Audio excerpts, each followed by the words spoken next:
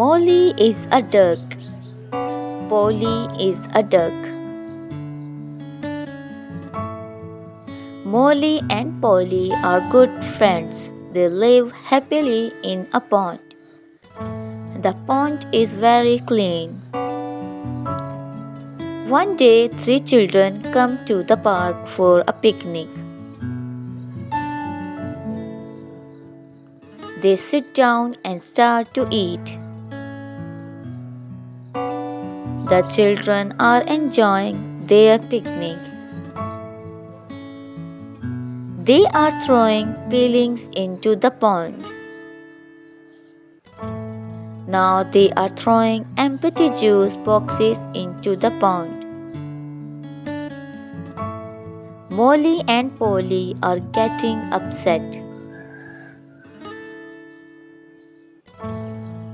Molly asks the children, "Why are you throwing rubbish into the pond?" Polly tells the children, "You should not make the pond dirty." The children are feeling sad.